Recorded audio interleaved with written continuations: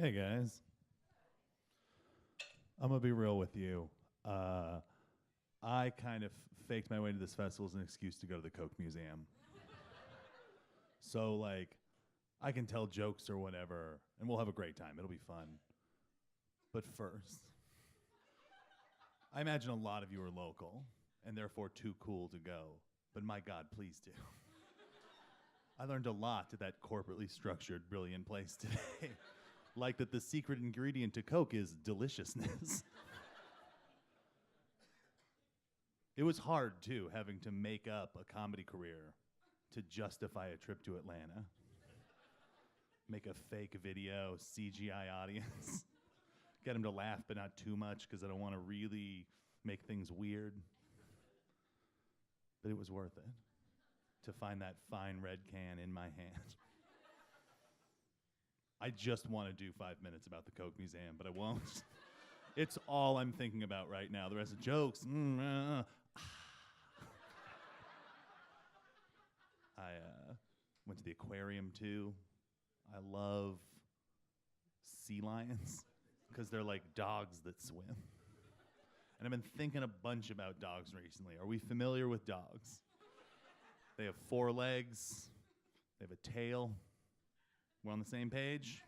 Floppity ears. They go arf arf. Dogs? Yeah? All right. I got parallel hoots for dogs.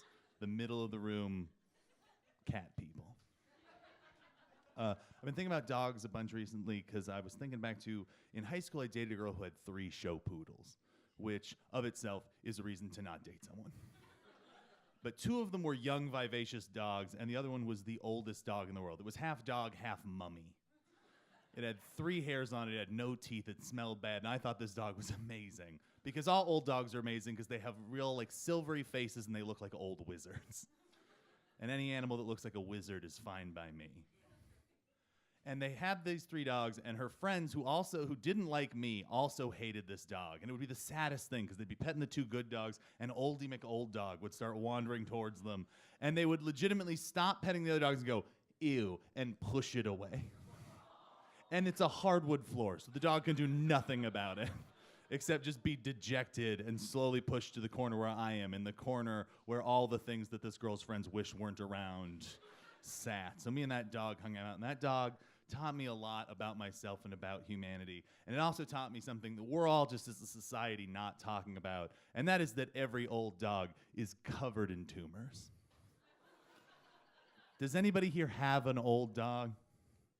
Yeah, your dog is covered in tumors.